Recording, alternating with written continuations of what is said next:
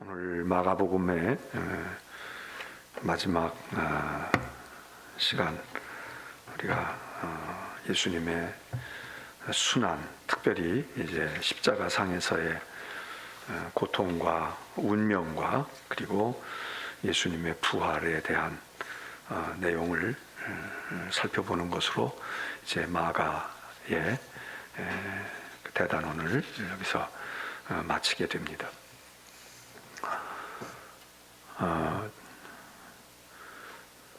오늘 여기 지금 우리가 예배 실황 이렇게 카메라로 찍어내 보내는 이 카메라가 지금 하나밖에 지금 안 되기 때문에, 그래서 오늘은 칠판 사용하지 않고 제가 그냥 서서 그냥 요 자리에서 말씀을 드리는, 카메라가 여기만 지금 잡혀 있기 때문에 그렇게 하시고, 이제 뭐 하나씩 장비도 지금 자꾸 옮겨가고 있고, 그래서 지금 전자올겐도 지금 없고 좀 조그만 전자올겐을 지금 갖다가 놓고 있는데, 여러분들이 그냥 불편하시더라도 이해하시고, 어쨌든 우리가 이사를 하고 있는 중이기 때문에 그렇게 여러분들이 이해해 주시기를 바랍니다.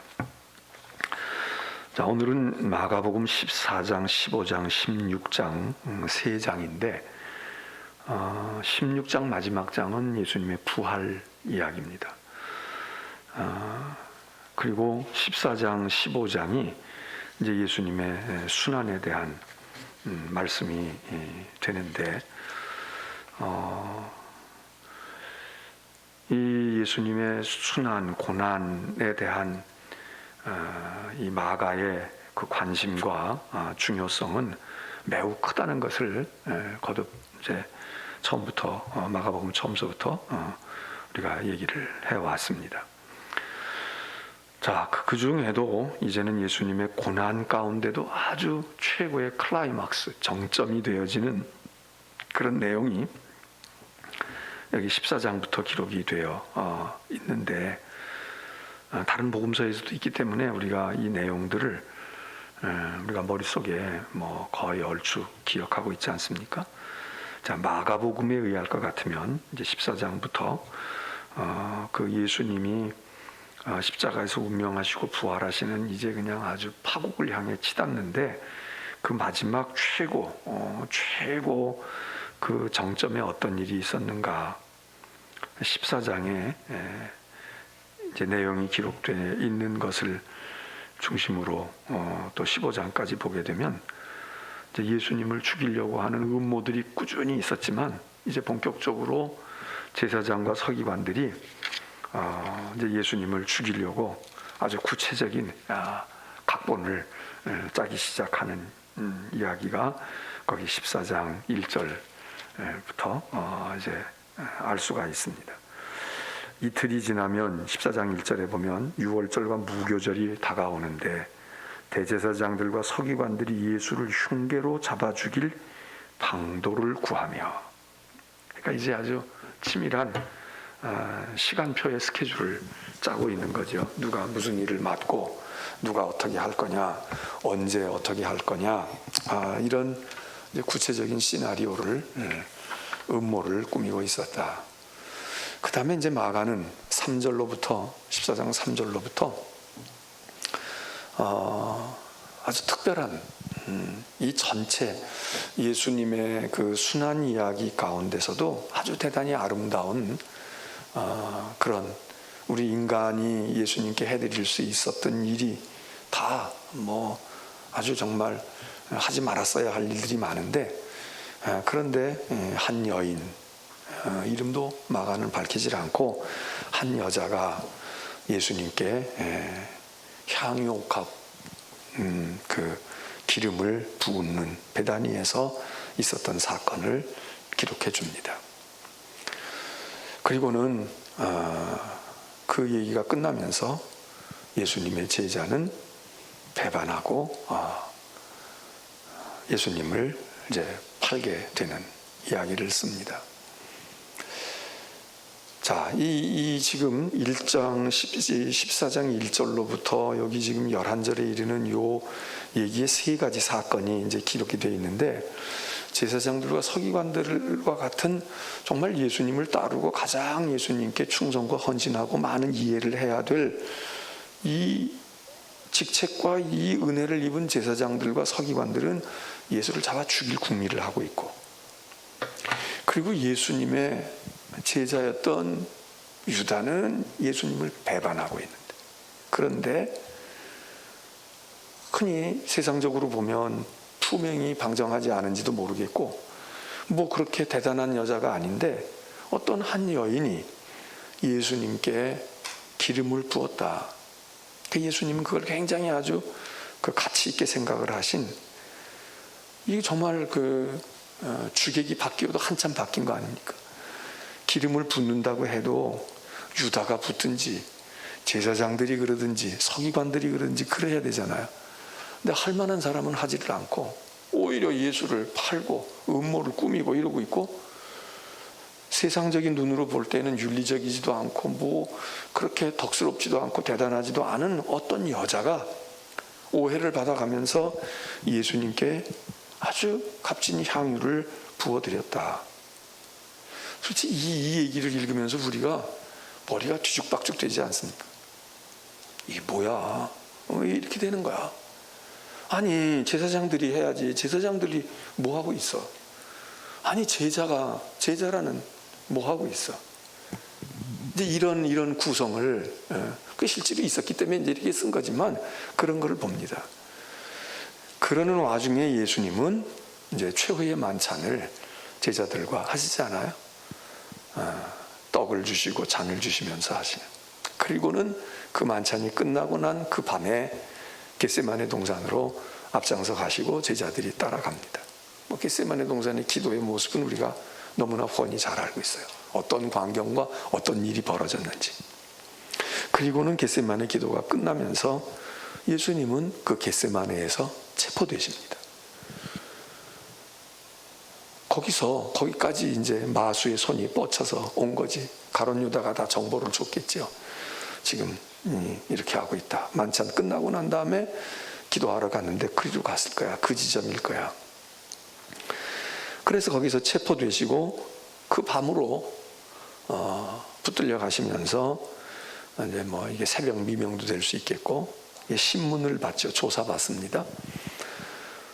그래서 마가복음에 의하면 처음에는 공회, 산헤드린 공회, 의회에 가서 대제사장, 장로, 서기관 이런 사람들과 공회원들이 있는 거기서 신문을 받는데 뭐 별로 드러나는 게 별로 없으니까 거짓 증인을 세워가지고 거짓말로 이런 일을 했다, 이렇게 했다, 그렇게 하면서 거기서 그들이 내린 결론은 신성을 모독한, 하나님을 모독한 사람이다.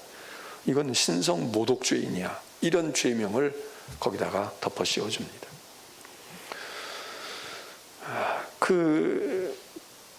그런 신문의 과정 가운데서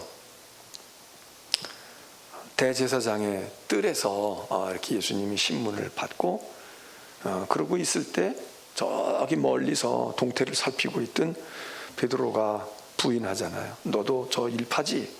너도 저기 저 사람하고 같은 패거리지? 아니라고 부인합니다. 그리고는 베드로가 곧이어서 통곡하는 베드로의 통곡의 장면이 나오고, 그리고 예수님이 그 대제사장에게서부터 빌라도에게로 총독에게로 옮겨가서 또다시 조사를 받습니다. 다시 신문을 받아요. 그리고는 거기서 빌라도에 의해서 사형해도 된다. 그런 최종 선고가 떨어져서 우리로 말하면 뭐 3심 대법원에 가서 최종 판결이 난 것처럼, 그래서 돌이킬 수 없는 판결을 받고, 그리고 예수님이 십자가에 달리시고 이제 십자가를 지고 가서 십자가에 달려 죽으셨다. 그리고는 무덤에 묻히시고, 그리고는 부활하시고, 그리고 빈 무덤인데 그 부활하신 예수님이 막달라 마리아 제자들에게 나타내 보이셨다. 그리고 제자들에게 사명을 주시고 하늘로 올리우시는 승천하셨다. 이게 이제 마가가 이 14, 15, 16장 석장에 담고 있는 겁니다. 내용들은, 사건들은 대개 그런 것들이 담겨 있는데, 자, 예수님의, 우리가 마가복음 이야기할 때, 마태도 마찬가지지만 얘기할 때 예수님의 생애에, 그 공생애에 예수님이 하나님의 아들로서 활동하고 사역하신 것에 많은 시간과 분량상 많은 것은 예루살렘이 아니라 갈릴리라고 그랬잖아요. 갈릴리에서는 뭐 힘들고 어려운 것도 있지만 그래도 사람들이 말이죠, 뭐 인기도 좀 있었고, 병 고쳐주니까 사람들이 뭐 고마워도 했을 거고, 아, 신기하게 여기고 대단한 분이다, 뭐 이런 것도 있었겠죠. 그런데 예수님의 생애의 마지막 부분이었던 이 예루살렘, 뭐 시간적으로 보면 뭐 정확하게는 예루살렘 안에서는 한 주간, 그리고 조금 뭐 그 언저리까지 계산하면 조금 더 있었겠지만, 어쨌든 아주 짧은 예수님의 생애의 시간으로는 짧지만 그게 예수님이 이 땅에 오신 바로 저것 때문에 오셨어. 정말 주님이 오신 이유는 그거야. 그렇게 할 아주 중요한 것은 예루살렘의 사역에서 나타나게 되는데, 그 예루살렘에서의 예수님의 일과 활동과 생애의 자취와 그 사역은 한마디로 얘기하면 고난당하시는 거 아닙니까? 그냥 고난에서 시작해서 고난으로 끝나고 고난의 최종점인 죽음에 이르시게 되는 것.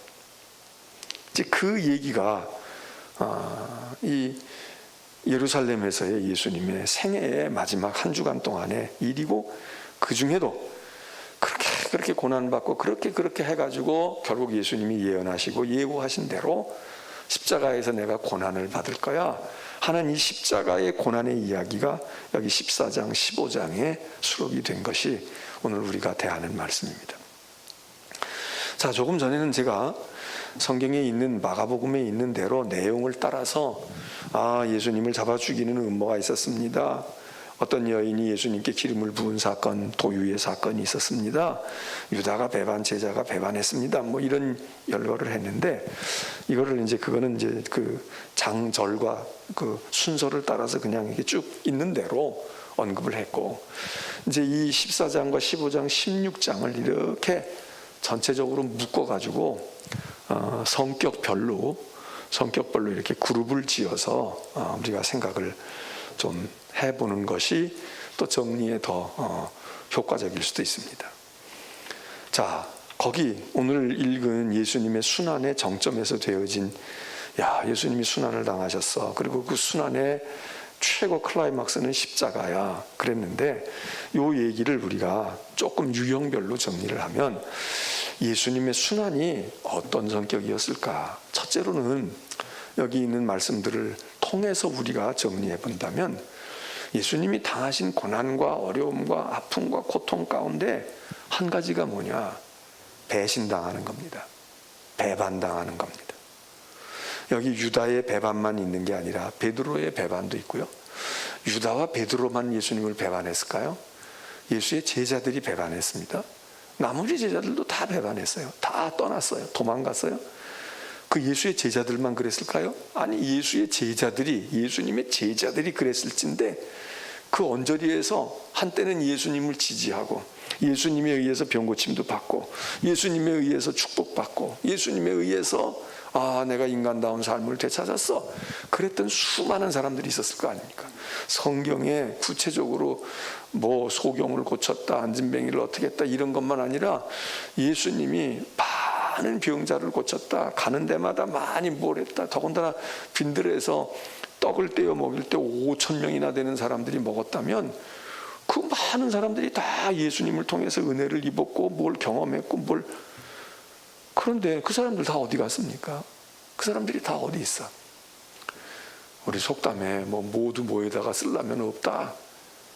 그거 정말 쓸모 하나도 없고 말이야, 가치도 없고 그런 건데, 막상 쓸 때가 되면, 막상 사용할 때 그거라도 하나 있으면 좋겠어. 근데 없는 거야. 저도 요즘에 이제 뭐 짐을 꾸리고 정리하고 그러잖아요. 이거 쓸모가 있겠지. 그리고 이제 놔뒀던 게 있어. 하다못해 상자 박스 하나라도, 종이봉투 하나라도 쓸모가 있을 것 같아. 너무 버리기 아깝고 말이에요. 그 이제 뭐 남들이 보고 또 이게 나이 먹은 사람들이 되게 그런 경향이 있다지만 그러니까 그냥 멀쩡한 상자인데 상자 속에 있는 물건은 다 먹어치우기도 했고 다 사용도 했지만 그 상자가 막 탄탄하게 이거 전에 같으면 이런 상자를 살래야 살 수도 없는데 이거는 상자가 온 게 아니라 물건 때문에 왔는데 그래서 이제 예를 들면 그런 것들 있잖아요.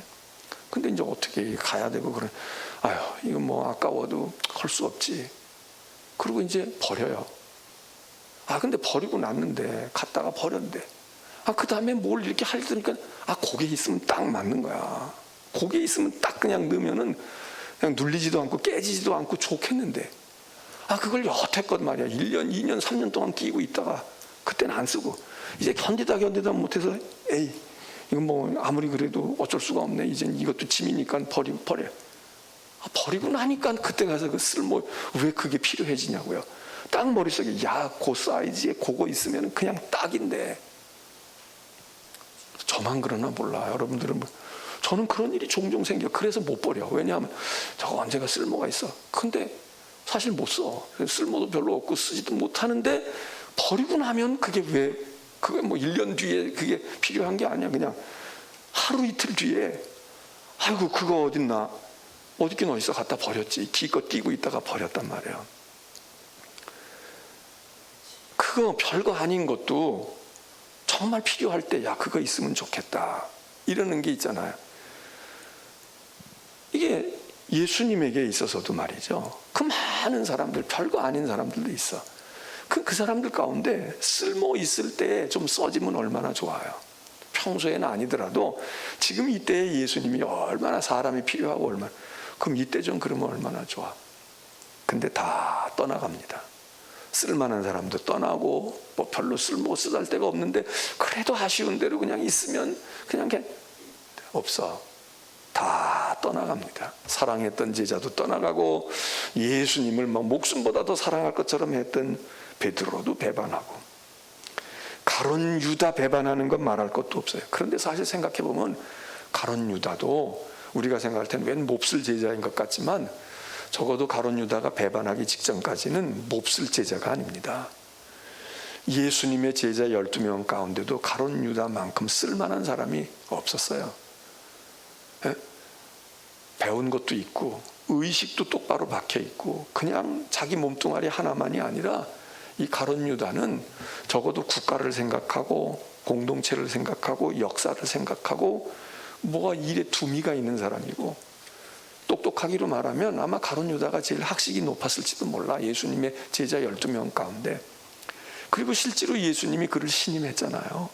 성경에는 신임했다 소리는 안 나오지만 무엇을 보면 아느냐, 뭐 예수님이 그렇게 많은 돈을 가지고 움직인 분은 아니지만 어쨌든 예수님의 제자들과 예수님의 살림살이를 돈전대를 가룟 유다가 맡았다는 거예요. 넉넉하면 넉넉한 대로 그 돈전대를 아무나 맡습니까? 또 궁색하고 가난할 때에 그거 빠리빠리하고 또렷또렷한 사람이 맡아야 그나마 그래도 어떻게 굶지 않고 지내지. 몇 푼 안 되는 건데 아무나 해. 그러면 그거 되겠습니까? 없는 살림도 또 있는 살림도 살림을 맡는다는 거, 여러분 이게 믿음이 있는 능력이 있고 평가가 되는 사람이 하잖아요. 그 가룟 유다가 예수님의 살림살이를 맡았다는 거야. 그 재정을 다 맡고 있었어. 그거 하나로 이 가룟 유다의 위상을 알게 됩니다. 예수님이 어떻게 신임했고 제자들 가운데 어떤 위상을 가지고 있는지. 베드로가 열심히 해서 으뜸 제자 뭐 이렇게 생각하는 것도 있지만 소리 없이 가룟 유다는 예수님의 모든 것들을 챙길 수 있는 능력이 있는. 근데 이 유다가 말이에요. 이 유다가 배반하는 겁니다. 예수님 신임 받았던 사람이. 신임 안 받고 그냥 측근이 아닌 사람이 배반하면 그냥 그럴 수도 있다고 생각해. 근데 측근이 배반하는 거야. 예수님이 믿고 그래도 뭘 좀 맡길 수 있는 사람. 자, 누가 또 배반합니까? 배반의 대표 베드로 아닙니까? 누가 뭐래도 자타가 공인하는 베드로가 딴 사람 다 부인해도 자기 말대로 예수님을 끝까지 믿고 신뢰하고 지키고 따랐어야 하잖아. 그런데 헷가닥 뒤집어져. 근데 그냥 뒤집어지고 예수님을 배반하고 떠나는 것만 아니라 복음서가 어떻게 얘기합니까? 베드로가 3번이나 부인해. 3번이나 부인한다고. 점점 강도를 더해서 부인해. 난 절대로 아니야. 나는 아니야. 나보고 그런 소리 하면 너 저주받고 말이야. 여러분, 이게요, 그냥 우리가 3번 부인했대, 또는 뭐 어떤 성경은 어떤 복음서는 2번 부인했다 이러고도 나오지만, 2번이 됐든 3번이 됐든 왜 베드로가 말해요? 다른 제자들이 이렇게 3번씩 그냥 똑같은 자리에서 똑같은 상대방에게 그냥 아주 난 절대로 난 예수하고 관계없어, 이렇게 배반한 사람이 있습니까? 이렇게 배반한 사람이 없어요. 근데 왜 복음서가 이 얘기를 얘기해 줄까요? 예? 이게 그냥 한 번 부인해도 부인이야. 그냥 어떻게 하다가 부인했다고, 아이 난 몰라, 이러면 되는데, 복음서 기자들이 추적을 해서 그래서 자료를 모았어. 베드로는 한 번 부인한 게 아니다, 2번 부인한 게 아니다, 3번이나 부인, 완벽하게 부인해. 아주 완전히, 요즘으로 말하면 물증을 다 없애버리려고 예수와 나와의 관계를 다 스마트폰도 집어 던지고 말이에요. 그리고 뭐 통화 기록도 없애버리고 말이에요. 뭘 어떻게, 완전 범죄에 이르려고 3번이나 부인하는 얘기를 복음서들이 쓰고 있습니다. 그런데 말이죠, 우리가 이 베드로가 부인한 게 그냥 혼자서 뭐 어디 따로 어떻게 하다가 신문 불신검문 당해가지고 취조하다가 부인했어도 괜찮아요. 근데 복음서 읽어보면 굉장히 극적이에요. 대제사장 뜰에서 대제사장들이 서기관들과 종교재판이 이제 1차로 시작되잖아요. 그때 예수님 거기 붙들려 갑니다. 그래서 대제사장들이 신문하고 거기 그러고 있어. 대제사장 뜰 안에. 베드로는 그때 그래도 뭐가 궁금하고 뭐가 그러니까 예수 멀리서 멀찌감치 슬금슬금 염탐하라고 따라왔다는 거 아니야. 그래서 성경엔 대제사장 뜰 안에서는 예수가, 주님이 신문을 당하시고, 저 뜰에 있는 저 마당 저쪽 밖에서는 거기 이제 노비들도 있고 뭐 종들도 있고 이러는데 거기 불도 쬐고 말해요. 뭐 이러고 웅성웅성거리고 습관에 안에서 지금 무슨 일이 벌어지나 관심 있게 보면서, 거기는 또 그 부류끼리 모여있는데 그 속에 베드로가 있었다는 거 아니에요. 거기 있던 계집종 하나, 대제사장의 거기 뜰에서 일하는 시중드는 계집종 하나, 신분도 천한 계집종 하나가 말이에요.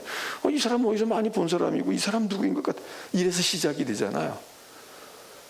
이쪽에서는 대제사장과 제사장 서기관들이 예수님을 신문합니다. 저기서는 대제사장의 종인 하인 여인이, 여자가 저기서 베드로를 신문하는 거야. 급수가 맞는지는 모르겠는데 그러고서 거기서 신문을 받아, 그 보잘것없는 계집종에게. 그런데 베드로가 거기서 강력하게 3번 부인해요.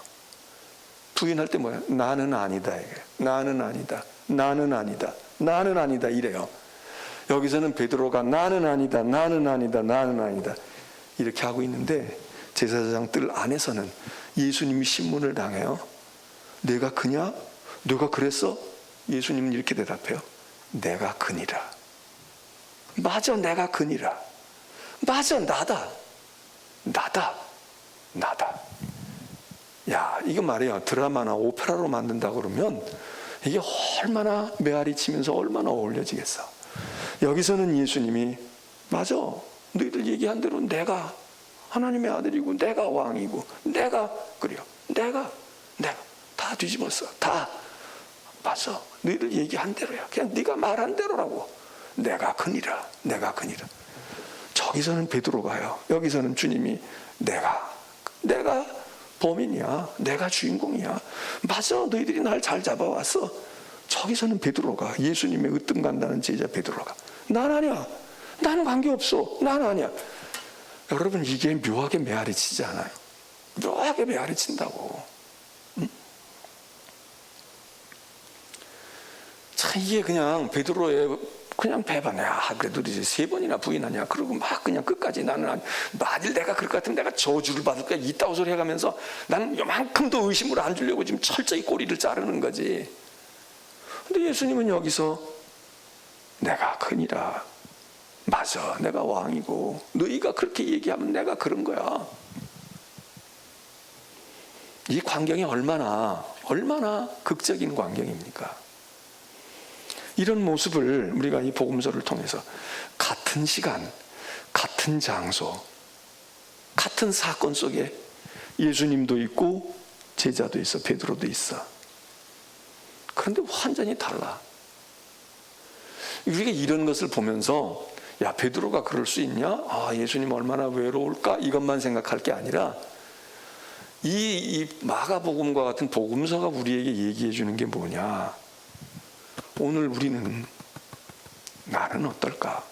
오늘의 교회 공동체는 어떨까? 제자 공동체들을 절했는데 다 풍비박산됐어. 오늘의 교회 공동체는 어떨까? 예수님이 저기서 그러면 아니에요, 그건 예수님이 아니고 오히려 그건 나예요, 나. 우리가 엊그제 새벽에 봤잖아요. 다윗이 하나님께 혼쭐날 때 하나님, 죄는 제가 범했는데 왜 백성들이 고난을 당하고 병에 죽어야 하고 왜 심판받아야 합니까? 하나님, 나를 먼저 치세요. 나를 먼저 그렇게 하시고, 그거로도 부족하면 제 자식부터 그러십시오. 제 가족부터 그러세요. 저 백성들은 아무것도 몰라요. 저 백성들은 인구조사 하려고 한 것도 아니에요. 내 신하는 하지 말라고도 그랬어요. 그러니까 하나님이 분노하시고 진노하신다면 나라는 녀석부터 일단 하시고 좀 분이 풀리시면 몰라도 안 풀리면 그 다음에 내 자식들을 치십시오. 그래야지 저 백성들이 무슨 죄가. 여러분, 이게 제대로 된 모습일 거 아닙니까? 근데 베드로는, 제자들은 다 아니라는 거야. 나는 아니야. 나는 상관없어. 나는 그 몰라. 나는 아니야. 근데 예수님은 계속 내가 그니라. 야, 이게 말이죠. 이게 예수님의 순환사를 읽어보면은 이게 말이지. 이게 얼마나 다른 복음서에서는 예수님이 그렇게 하고 있는 동안, 소리가 메아리 치고 있는 동안 저기서 지금 베드로가 그 짓 하고 있는 거 예수님이 아셨잖아. 너 3번 부인할 건데 그렇게 하셨는데, 그러고 있을 때 예수님이 여기서 대제사장 신문 이렇게 봤다가 뒤를 돌아다 봤다는 거 아니에요. 뒤를 돌아다 보는 순간 베드로도 예수님의 시선과 딱 마주쳤다는 거야. 그때 어땠을까요? 그 복음서는 그때, 그리고 난 다음에 말은 이제 내뱉어 놓은 건데, 그리고 베드로가 뛰쳐나가서 통곡했다. 아이고, 예수님 말씀 맞았네. 내가 그 짓을 했네. 내가 엎질러진 물이지 이제. 그 밖에 나가서 베드로가 심히 통곡했다. 그렇게 쓰고 있어요. 이런 사건들이 그 예수님의 고통 가운데서, 야, 예수님의 고난에 첫 번째 배신당하고 배반당하고 다 떠나가고 혼자 남아있고, 벌써 겟세마네 동산에 기도할 때부터 알아봤잖아요. 그때 몸뚱아리는 있지만 마음은 다 떠났잖아. 예수님은 시간이 지날수록 피를 말리고 말해, 땀이 진액같이 쏟아지고 말해, 핏방울같이 실핏줄이 터져가지고 말해, 끈적끈적한, 죽을 때 사람이 운명할 때 이렇게 살을 맞으면 끈적끈적하잖아요. 애쓰고 진액이 여기서 몸에서 막 끈적끈적한, 힘은 없는데 막 애쓴단 말이에요. 응? 애쓴다고 그러잖아. 애를 쓰니까 여기서 막 끈적끈적해. 화장해가지고 뽀송뽀송 해놓은 게 아니라 끈끈해서 촉감도 별로 좋지 않고, 피부는 차가워지면서도 끈적끈적. 그 예수님이 말이죠, 힘쓰고 애썼더니 핏방울이, 땀방울처럼 핏방울이 끈적끈적한 것들이 땅에, 그냥 여기서만 그냥 느끼는 게 아니라 땅에 떨어질 정도로 그랬다는 거 아니에요. 그러는데 제자들은 한가하게 자는 거예요.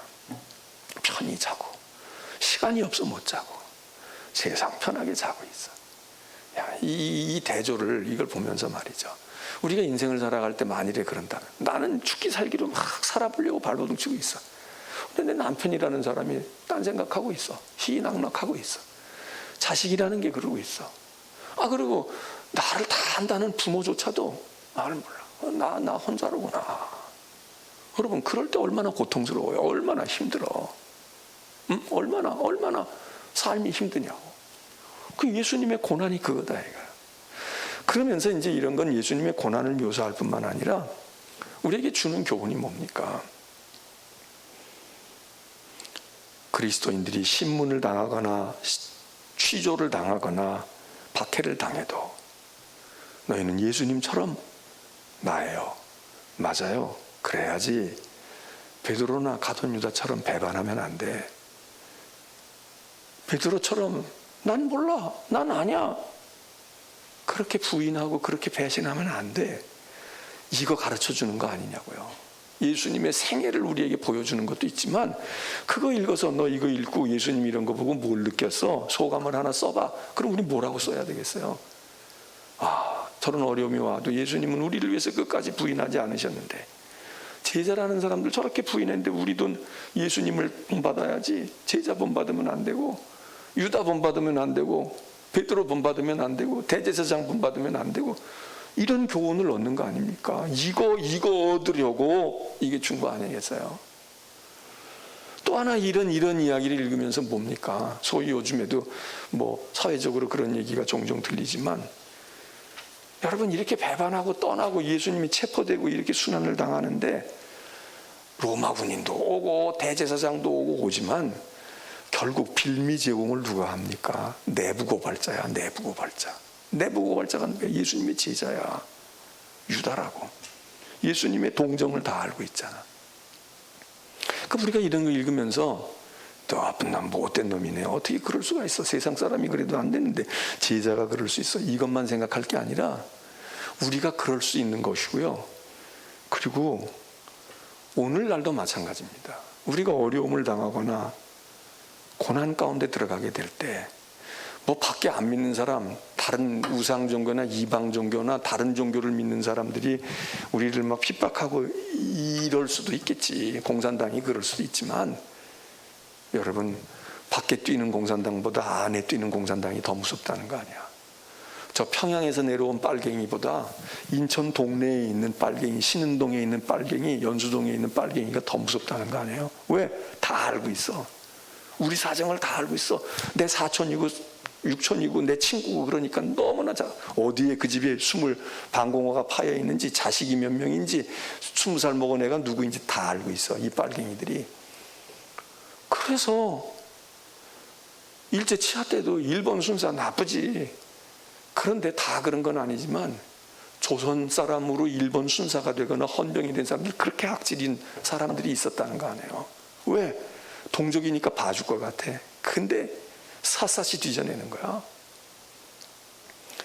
우리 신앙생활 할 때 여러분, 뭐 다른 종교가 그렇게 하고, 뭐 공산당이 어떻고, 뭐가 어떻고 안 믿는 사람들이, 이것도 어렵지만요, 우리가 정말 어려움을 당할 때 온다면, 박해가 온다면 누가 무섭겠습니까? 우리가 서로 무서운 거야. 여기 다 있다고, 내부 고발자가. 저 같은 사람이 만일에 여러분을 고발한다면 제가 다 가지고 있잖아. 정보를 다 가지고 있잖아. 우리 교인의 교적을 다 가지고 있잖아요. 그냥 한번 넘겨주면 돼. 장로님들이 고발하고 장로님들이 배반자가 되면 너무 쉬워. 여기 이런 성경의 말씀을 읽으면서, 야, 예수님이 어떻게 해서 이런 일이 당했을까? 멀리 있는 사람이 아니에요. 예수님의 측근이 그랬다고. 예수님 공동체, 예수의 공동체, 믿음의 공동체 안에서. 그러니까 지금 마가가 이 교육을 시키는 겁니다. 여기는 이랬지만 당신들은 이러면 안 돼. 로마가 핍박을 가하고 말이야, 누가 어떻게 하고 막 교회 어려움이 당하고, 그래도 울지 마라, 배반하지 마라. 그리고 너희는 알아야 돼. 형제니까 그 형제를 사랑하고 그래야 되지만, 우리 안에 원수가 따로 있는 게 아니라 가정의 원수가 있잖아. 시어머니, 며느리, 아버지, 아들, 이거 서로 원수가 되듯이 믿음의 공동체 안에서 고난의 때에, 박해의 때에, 어려운 종말의 때에 여기서 나온다. 이거 여기서 어렵다.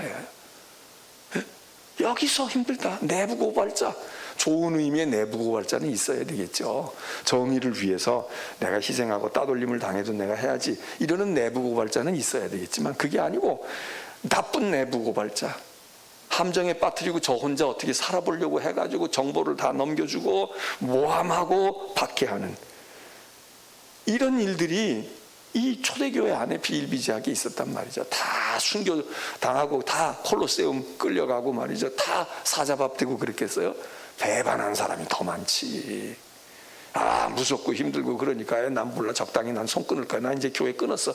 그리고 박해 자료 넘겨주고 말이에요. 다 알려주고, 이런 유다와 이런 신실했던 베드로 같은데 그 사람들이 그냥 예수를 떠나고 적극적으로 예수를 잡아 넘기지는 않았는지 몰라도 힘을 보태고 무언가 방어벽을 치고 무언가 같이 했어야 되는데 난 몰라. 나는 거기까지는 아니야. 그냥 혼자 점잠 부리고 있는 거야. 그냥 난 내가 할 일이 아니야. 나는 거기까지는 못해. 그냥 그러고 나는 해롭게 하지는 않을 거야. 해롭게 하지 않는 것만이 중요한 게 아니잖아요. 지금 쓰러져서 지금 죽어가고 있는데 어떻게 물을 또 먹이든지 밥을 먹이든지 살려놔야 될 거 아니에요. 그래서 이 얘기들이 이 성경의 말씀을 읽으면서 우리가 그런 면면을 살피면서 우리 보고 너는 어떠니? 너는 이런 상황에서 너는 어땠을 것 같아? 너는 이런 때에 어떤 역할을 하고 있니? 너는 어떻게 행동하고 있니? 너는 그렇게 하면 안 되잖아. 너희는 그러면 안 되잖아. 이런 교훈이 이 속에 있다 이겁니다. 자, 배반과 배신이 예수님의 고난의 아주 큰 한 부분입니다. 또 하나 카테고리는 뭐냐? 붙들리고 조사받는 거예요. 신문당하는 겁니다. 묶입니다. 자, 예수의 제자였던 유다가 체포조를 끌고 오잖아. 안내하러 와가지고 정확한 지점에서 정확한 시간에 나타나서 예수님을 딱 지목해서 저 사람이 예수다. 그래서 예수님이 붙들립니다. 체포가 돼. 그리고는 신문을 받아 조사받고 재판을 받아. 근데 이 신문과 재판이라는 건 원래 공정하게 정의롭게 하기 위해서 억울한 사람을 풀어주기 위해서 그리고 죄받을 사람을 죄받게 하기 위해서 있는 게 재판이잖아요. 그게 신문이잖아. 그게 조사고 그게 수사고 그게 취조 아니에요. 그런데 세상에 많은 재판과 세상에 많은 신문이 억울한 사람의 누명을 풀어주거나 억울함을 풀어주는 재판도 있지만 공의로운 재판도 있지만 오히려 생사람 잡는 재판도 많잖아. 돈 있는 사람 무조건 옳고 권력 가진 사람 무조건 무슨 짓을 해도 괜찮고 힘없고 주류가 아니고 비주류가 되어 있고 그리고 경쟁에서 패배하고 나면 속절없이 그냥 당해. 예수님의 재판과 신문도 그런 것 아닙니까? 그래서 종교 재판을 받을 때 또는 민족적인 재판을 받을 때 대제사장에게서나 사내들인에서 저희들 멋대로 아니 꼭 증인이 필요해. 우리도 지금 그런 거 많잖아요. 증인 좀 불러와. 정확히 들어보자. 안 된다는 거야. 왜? 그 사람 불러와가지고 제대로 말도 못 불러다 나도 말도 사실 잘 못해 겁나서. 그런데 불러오면 안 될 것 같으니까 이 사람은 이래서 빼고 저 사람은 저래서 빼고 진짜 들을 사람은 다 빼버려. 그리고 자기들 유리한 사람만 세워다 놓고 자기들이 원하는 말 주문해주고 너 이렇게 얘기해. 그게 뭐예요? 거짓 증언 아니야? 뭐 우리가 위증한다 어쩐다 그러지만은 그래서 거짓 증인을 예수님도 세우잖아요. 아무리 예수님을 털어도 뭐가 안 나오니까 작심을 했어. 거짓 증인들 보지도 않았는데 봤다고 그러고 하지도 않았는데 했다고 그러고 그런 사람들을 한 사람 가지고는 안 되니까 두세 증인을 세워라 이런 것도 있으니까 여기 그렇게 거짓 증인 세워가지고 예수님에게 신성모독했다. 하나님을 함부로 했다. 그 뒤집어 씌우지 않습니까? 예수님이 체포될 때 약간의 반발이 있었습니다. 처음에는 이제 베드로가 막 저항을 하고. 근데 이게요. 이 저항이 어떻게 보면 그래도 베드로뿐이 없네 이럴 수 있지만 가만히 보면 이게 일시적이야. 한 번 하고 마는 거야. 해보다가 이거 처음엔 못 모르고 했어. 근데 해보다 보니까 이게 판세가 아니야. 야, 이렇게 했다가 이건 내가 위험해지겠네. 그러면 그 다음에 싹 꼬리를 감추고 뭐 칼 들고 예수님 잡아갈 거야? 우리 선생님 잡을 거야? 이렇게 위세를 부리는 게 아니라 저 먼저 도망가잖아. 저 먼저 도망간다고. 아니 칼 가지고 무슨 소리야 이러고 있던 베드로는 어디 가고 이 베드로는 어떤 베드로고 도망질 치는 베드로는 누굽니까? 이게 저항을 하고 항거를 해도요 일시적이고 충동적이고 감정적이고 그 제 성질대로 하는 거야. 논리로 조용조용히 따져서 할 수도 있는데 그냥 제 성질이 확 나니까 했는데 해놓고 보니까 후회스럽고 두려우니까 그 다음에는 그냥 걸음만 날 살려라 그러고 꽁지 뺀 모처럼 도망가잖아요.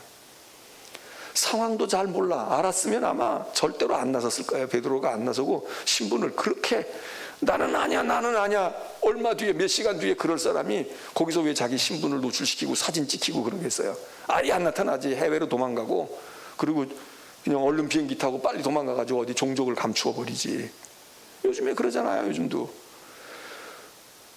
그러니까 이 예수님을 위해서 용기가 있었다. 이게 용기가 진정한 용기가 아니야. 못 모르고 한 거야. 상황 되돌아가는 걸 모르고 그냥 감정에 욱했는데 나중에 가만히 정신 차리고 보니까 이게 판세가 이게 아니다. 그냥 싹 그 다음부터는 현실적으로 돌아와가지고 감정적으로, 선동적으로, 충동적으로 그 예수님을 보호하는 사람도 그냥 그거야. 그냥 기분에 욱해가지고. 근데 정말 예수님을 보호할 마음과 용기가 아니에요. 이게 나중에 얼마나 비겁해져. 도망가고 비겁해지잖아. 그래서 예수님 다 나를 버리리라.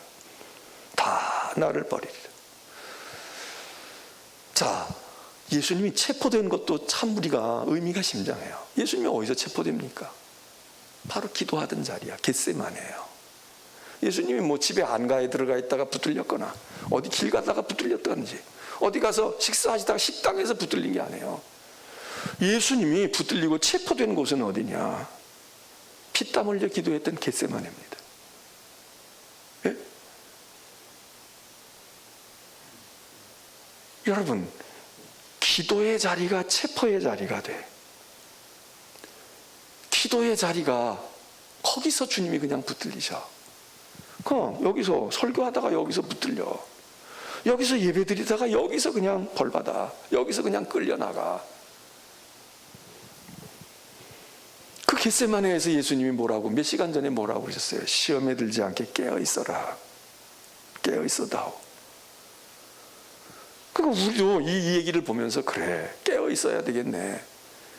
어떤 위기와 어떤 시험에서도 시험에 안 들기 위해서도 깨어있어야 하지만 시험에 든다 손 치더라도 기도하다가 시험에 들면 예수님처럼 당당하게 묶여가. 근데 묶이지도 않은 제자들은 다 도망가잖아요. 이거 팔 자유롭고 다리 자유로운 게 도망가라고 있는 자유 같아. 예수님은 도망갈 수도 있고 예수님은 정말 싸워도 싸울 수 있는데 이분은 붙들려가고 이분은 체포되고 체포돼야 될 것들은 다 걸음아 날 살려라 그러고 그냥 꽁지 빠진 수탉처럼 잘도 도망가. 다 사라져버려. 이 예수님의 재판입니다. 빌라도에게 끌려가요. 총독에게 끌려가. 이것도 기가 막힌 거야. 어떻게 보면 빌라도가 인간적으로 보면 이해가 돼요. 그리고 빌라도가 살살 구슬리잖아요. 대제사장들이나 유대인들을 죄가 없는 것 같은데 죄가 있어도 그렇게 심한 죄가 굉장히 호감이 우리에게 한편으로는 우리를 갈등하게 만들어. 호감이 있어. 이 빌라도가 그래도 인간미가 있다. 대제사장 놈들보다는 인간미가 있네. 이럴 수 있어요. 근데 여러분 이게 오늘 우리가 살아가는 사회나 역사 속에서 이런 유형의 재판이 얼마나 나쁩니까? 이게 말이에요. 모르고 재판한 게 아니야. 예수님이 무죄라는 걸 알아. 죄 없다는 걸 안다고. 그런데 정의롭게 하질 않아. 기껏 하는 게 발 빼려고 그래. 나하고 상관없어. 내가 했다고 하지 마. 나는 아니야. 나는 아니야. 손 씻는 정도 하고 있어. 예수님을 물론 따귀를 때리거나 칼로 찌르지는 않았을지 몰라도 손 씻고 나는 관여하고 싶지 않아. 그러니까 의로움을 잘못해가지고 받는 벌도 받고 싶지 않은 거고, 그리고 불의한 사람들과 더불어 그렇게 하는 것도 하고 싶지 않고, 요래도 살고 저래도 살고 이 기회주의자들. 그래서 정권이 바뀌어도 또 살아남고 안 바뀌어도 살아남고 요러는 사람들 있잖아요. 어떤 사람은 이런 곰탱이처럼 이쪽에 붙으면 안 돼. 이건 잘못된 그룹이야. 이쪽에 붙어야 되는데 못 모르고 또는 그냥 욕심에 눈만 벌게 가지고 판단력이 흐려가지고 이 붙들었다가 나중에 같이 그냥 형벌받고 이러는 경우도 있지만, 여기 빌라도의 재판은요 굉장히 이기적인 사람이에요. 자기 안위만 생각해. 예수의 의로움과 역사의 의로움과 무엇가 정의로우냐 이게 아니라 어떻게 해야 내가, 근데 내 이익과 이 의로움이 맞으면 이게 제일 좋아. 근데 세상에 이렇게만 되는 게 아니거든. 이 의로움을 지키기 위해서 내가 손해보고 내가 자리에서 쫓겨날 수도 있고 내가 불이익을 당할 수도 있는데 내게 권한이 있어. 그러니까 아닌 건 아니다. 그리고 그 후에 내가 뭐 어려움을 당하면 할 수 없지. 이런 게 있어야 되는데, 빌라도는 여기서 이것들이 시끄러우면 말이야, 이게 나보다 권한이 없지만 이것들이 떠들어서 가이사 황제에게다가 상소를 보내고 말이야, 뭐 민원을 제기하고 청와대에다가 뭘 넣고 시끄럽게 그러면 결국 나 총독 자리에서도 쫓겨나고 말이야, 나 앞으로 전도가 앙양한데 말이야, 나 이거. 그래가지고 결국은 그 군중의 위협과 또 제사장들이나 유대인들은 그 약점을 알잖아요. 자기들은 힘이 없지만 우리가 시끄럽게 떠들어가지고 당신에 대해서 그래가지고 로마 황제에게 우리가 막 거부하는 것처럼 하면 당신 목숨도 별로 좋지 않을 것, 요런 딜을 하고 요런 생각이 있잖아. 요런데 머리가 빨리 돌아가잖아요, 이런 사람들은. 그런데 빌라도가 그거를 제지할 마음이 없었어. 그게 타협하고 말아. 위협에 굴복해. 책임을 전가해. 불의를 묵인하고. 억울한 사람이 억울하든 말든 자기 안위만 생각해. 여러분, 오늘 우리 사회도 이런 일이 얼마나 많아요. 특별히 빌라도 같이 권력을 가지고 있고 힘을 가지고 있는 사람들, 아주 야비하고 비겁한 사람들 많잖아요. 자기는 다 알고 있어. 예수가 죽음에 이를 죄가 없다는 걸 빌라도는 알았다니까. 그러면 왜 죽음에 이르지 않을 사람을 왜 죽게 해요? 내가 죽어라 선고를 하지 않더라도 여론에 맡겨 투표해봐, 국민 투표해봐. 그래서 다수가 그러면 뭐 다수가 원하면 해야지. 여러분, 이게 얼마나 악질이에요. 얼마나 나빠. 그래서 우리가 사도신경 고백할 때 빌라도의 이름을 거론하네. 빌라도에게 고난을 받으사. 아니, 예수님이 빌라도에게만 고난 받았어요. 제자들에게도 고난 받고 고난 많이 받았지. 고난의 정점은 빌라도는 손은 씻었지만, 나는 아니야, 나는 그렇진 않아, 나는 마음은 아닌데 너네들이 원하니까 그런 거야, 모든 건 너희에게 돌아가. 그리고 책임 전가를 다 했지만 책임이 그들에게만 돌아가지 않았어요. 그리스도인들은 예수님 오실 때까지, 죽을 때까지, 맨 마지막 종말의 날까지 우리 주님이 빌라도에게 고난을 받으사 십자가에 못 박혀 죽으시고. 왜? 빌라도가 십자가에 못 박아 죽을 권한을 가지고 있었는데 그 사람만 아니었으면 아니었거든. 그래서 얘기하는 거야. 주님이 빌라도에게 고난을 받으사, 빌라도에게 고난을 받으사. 이거 무서운 저주입니다. 그래서 이 빌라도의 신문, 그러니까 예수님은 제대로 된 재판을 못 받아봤다니까. 역사 속에 이런 게 많아요. 1심, 2심, 3심이 있고, 뭐 헌법재판소가 있고, 대법원이 있고 말이에요. 뭐 행정재판소가 있고, 뭐 별게 다 있어도 제대로 된 재판을 여기서부터 못 받기 시작하면 계속 못 받고. 그러니까 우리 사회도 무슨 역사를 바로 세운다고 그러고 말이에요. 뭘 복원시킨다고 그러고 뭐. 그 과거에 그런 거 했다 이거지, 잘못했다 이거지. 그러면 지금 현재는 그런 일 전혀 없을까요? 지금 현재는 아주 올바른 재판만 하고 올바른 것만 있어서 이제 다음번에 10년 뒤에 5년 뒤에 혹시라도 정권이 바뀌거나 안 바뀌더라도 시간이 흐르고 난 다음에 다시 수사하고 다시 해보니까 이거 아니었어, 그리고 미안해, 그리고 보상해주고 이럴 일이 없을까요? 그런 일 없기를 바랍니다. 그런 일이 한 건도 없기를 바라. 그런데 만일 뒤집어져 가지고 또 그거 이건 잘못했어, 이건 편향돼 있어, 이건 해 있어, 또 시끄럽지. 이제 또 시끄러워. 그거 없기를 바라요. 과거에는 그런 일들이 비일비재하게 있었잖아. 그래서 인혁당 사건이니 뭐니 해가지고 뭐 많았단 말이야. 그랬으면 그 다음에는 그렇게 하지 말아야지. 그러면 이제 앞으로 무난할 거야. 우리 대통령이 퇴임을 해도 무난할 거고, 또 그 다음 대통령이 또 퇴임을 해도 무난할 거야. 근데 왜 대통령들이 다 쇠고랑을 차고 어디 절에 들어가서 앉아있지를 않나, 아니면 형무소에 들어가서 있지를 않나, 세상을 떠나고 난 다음에도 장례식이 편치가 않지를 않나. 예? 왜 그렇습니까? 그 여기 예수님의 바로 이 재판을 보면 재판하고 판단하는 사람들이 이런 모습이야. 이런 모습이야. 세 번째로는요, 이제 이렇게 재판받고 결국은 예수님이 처형되잖아요. 예수님의 처형 장면을 복음서가 묘사해줘요. 근데 예수님이 죽으실 때 예수님이 고난받고 그게 그냥 총으로 땅 쏴서 죽이거나 뭐 칼로 그냥 단두대 이술로 목을 딱 자르거나 아니면은 목을 딱 메어가지고 그냥 끽소리도 못하고 그냥 몇 분 뒤에 이렇게 운명하는 게 아니잖아요. 이 십자가형이라는 건 아주 잔인하고 시간이 오래 걸리고 사람의 의식이 그대로 살아있으면서 죽음의 고통을 맛보는, 아주 인간이 죽음을 경험하고 사형을 집행하는 방법 중에 아주 나쁜 거잖아요. 그 그러면은 그런 고통을 당하면 동정이라도 해야 되잖아. 야, 저 못된 짓을 했어도 말이야. 야, 죽는 거 보니까 너무 안 됐다. 뭐 이래야 되잖아. 근데 성경에 보면은 예수님의 십자가에 달려가지고 이제 처형이 돼서 십자가에 달리는 모습을 보고 사람들이 조롱해요. 비웃어. 조롱한다고. 아니, 세상에 지금도 아무리 못된 짓을 해도 사람이 죽었다 그러면 안 됐다. 그래, 한평생 사는 거 그렇게 했네. 실제로 죄가 있어. 아주 나쁜 짓을 했어도 우리가 거기다 대고 침을 뱉거나 그러면 안 되잖아요. 근데 예수님은 말이에요. 너무 억울하고 기가 막힌 거야.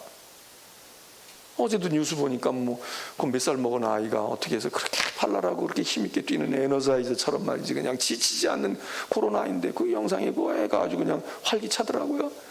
근데 걔가 어떻게 돼가지고 사고 나고 뭐 어떻게 돼가지고 그냥 식물인간처럼 돼 있어가지고 몇 년 고생하다가 그러다가 결국은 세상을 떠나면서 이제 세 사람인가에게 장기를 다 주어가지고 그래서 신체 일부가 그 고통 가운데 있는 뭐 애들이겠죠. 어른들도 가져갔나 몰랐는데 하여튼 세 사람에게 뭐가 됐대. 그리고 하늘나라로 갔다. 아유, 안 됐네. 어린애가 그 몇 살 살아보지도 못하고 몇 년 와서 있을 때 그렇게 하고 갔네. 그래도 그런데 뭐 이 아이를 보고 그러지는 않겠지만 무슨 사람 죽었다는데 악담하고 뭐 그러는 경우가 있어요. 근데 예수님은 진짜 그럴 수 없잖아. 무슨 뭘 잘못하고 그게 아니잖아. 근데 여기 성경에 보니까 사람들이 조롱했다고 그래요. 희롱했다 이거야. 희화화했다. 로마 군인들도 그러고 대제사장 서기관들도 그러고 지나가던 사람들도 그러고 예수님과 함께 형집행을 당해가지고 같은 운명에 지금 처해. 물론 본질은 전혀 다르지만 어쨌든 겉으로 볼 때는 십자가형에 죽어가는 강도들마저도 저희들도 지금 죽어가는데 예수님을 다 조롱하는 거야. 다 비웃고 있어. 조롱하고 희롱하고 모욕하고.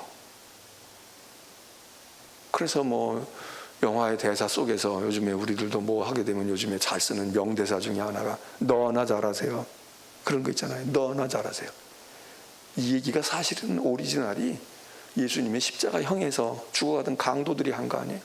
무슨 어떤 영화의 어떤 유명한 배우가 대사가 유명한 게 아니라 십자가의 좌우편에 죽어가는 예수님과 더불어 같이 달려 죽어가는 강도들이 예수님 보고 야, 너 구원자라고 했는데 너나 좀 구원해봐. 우리 살릴 생각하지 말고 너나 좀 구원해봐. 너나 잘해봐.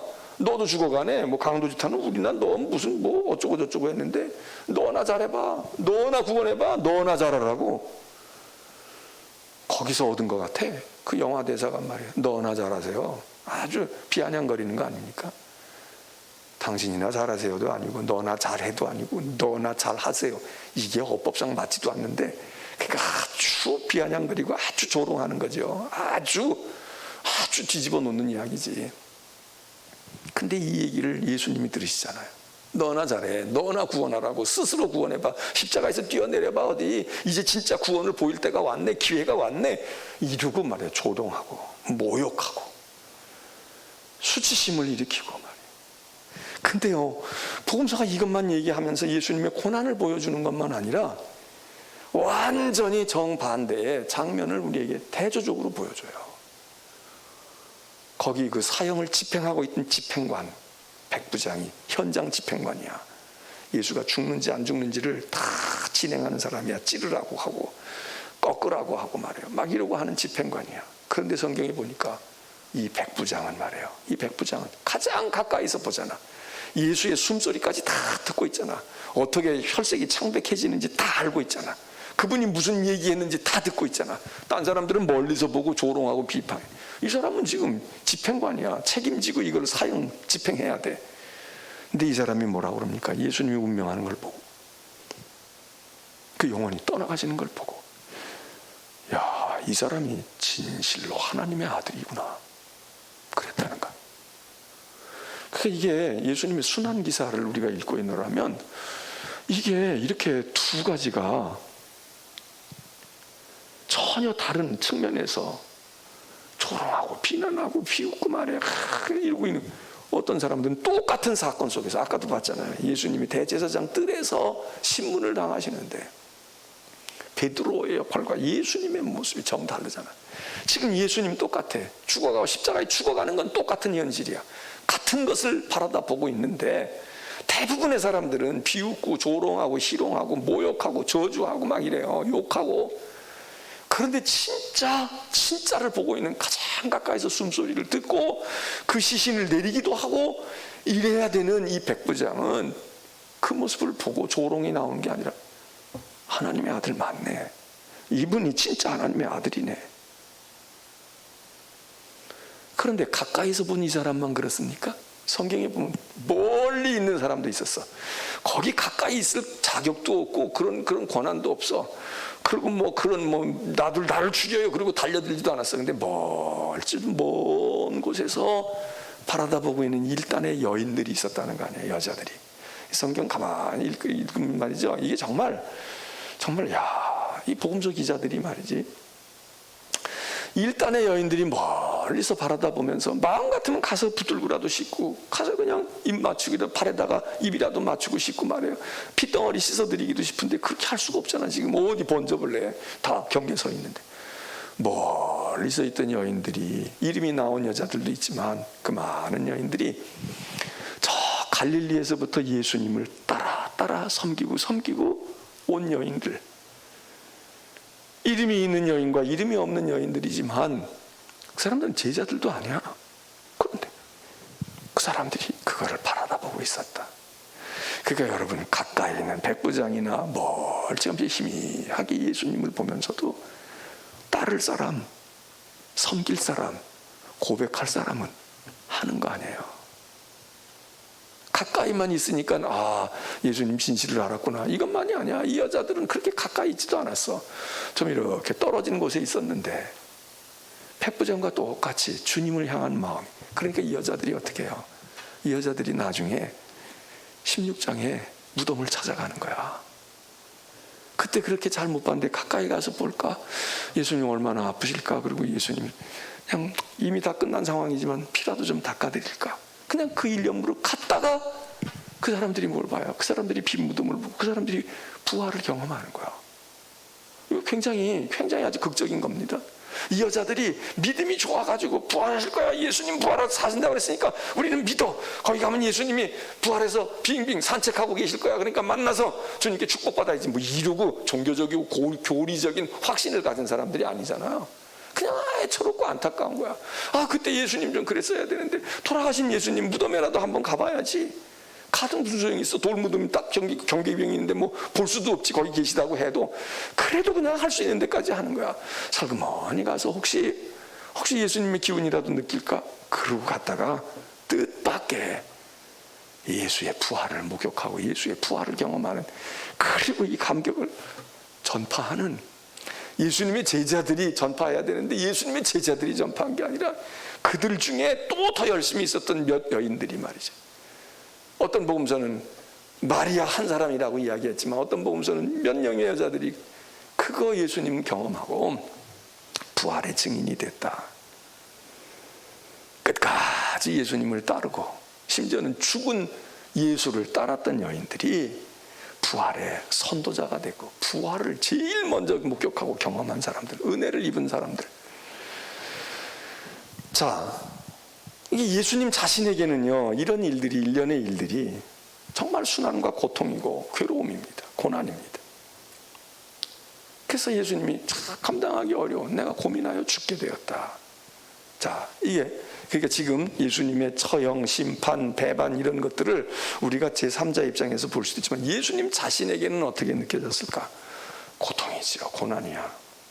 또 하나는 예수님이 제자들이 나를 떠나고 나를 버렸다고만 느끼는 게 아니라 예수님은 하나님도 나를 버리셨구나, 이건 느끼시는 거예요. 하나님도 나를 버렸구나. 그래서 십자가에서 운명하기 직전에 하신 말씀이 그거 아니잖아요. 엘리 엘리 라마 사박다니. 제자들은 그렇다 손 치더라도요, 사람은 그래도 아버지마저 나를 버리십니까? 나의 하나님 어찌하여 나를 버리십니까? 나 어쩌라고. 딴 사람들이 버리는 거는 그래, 사람은 버려. 제자도 버리고 베드로도 떠나고 다 그랬어요. 근데 하나님 어찌해서 하나님 나를 버려? 이게 예수님의 유명한 절규 아닙니까? 절망이지, 예? 낙담이고, 그리고 이제 버림을 받았구나. 이게 얼마나 힘드셨겠어요. 그냥 아프고 고통스러워도 내가 너를 위해 고통의 짐을 질 거야. 내가 아프더라도 너가 편안해지면 좋겠다. 내가 짊어진다. 이거 우리가 육신이 자식을 위해서 그렇게 할 수 있잖아요. 진짜 사랑하는 사람을 위해서, 나라를 위해서도 내가 목숨 이 나라를 위해서 한 목숨 버리겠다. 그거 할 수 있잖아. 그런데 조국이 버려. 하나님이 버려. 예수님에게 큰 고통이 뭐겠습니까? 이거 아닐까요? 하나님 좋습니다. 난 다 좋아도 아버지는 나를 아시잖아요. 내가 왜 이러는지 아버지 아시잖아요. 근데 하나님도 딱 시침이 되는 거야. 눈 감고 딱 가가 아무 반응이 없으셔. 그거 예수님이 마지막에 나야 하나님 나야 어찌하여 하나님도 나를 버리십니까? 예수님의 고난의 제일로 어려웠던 것이 하나님도 나를 버리셨구나. 아버지도 나를 버리셨구나. 그러니까 우리가 신앙생활 할 때 하나님도 나를 버렸구나. 이거를 우리가 경험해 본다면 그게 은혜 중에 가장 큰 은혜 아닐까요? 왜? 예수님도 이 경험을 하니까. 하나님도 나를 버리시네. 이게 불신앙 속에 나온 얘기가 아니라 내가 하나님께로부터도 버림을 받는데 하나님이 나를 버리셨는데 이거를 느끼면서 하나님과 자신과의 관계를 생각할 수 있는 사람. 욥이 그런 거 아니에요? 욥이 하나님 안 나타나세요. 하나님 어떻게 된? 나 친구 얘기 듣고 싶지도 않아요. 근데 욥은 죽지는 않았어. 하나님이 죽음 직전에 나타나셔가지고 알았어. 야야야, 얘 됐어. 이제 그러고 이제 수습을 하셔. 근데 당신의 아들은 끝끝내 안 나타나시는 거야. 끝끝내 안 나타나셔. 그리고 죽음에 그냥 던지시는 거예요.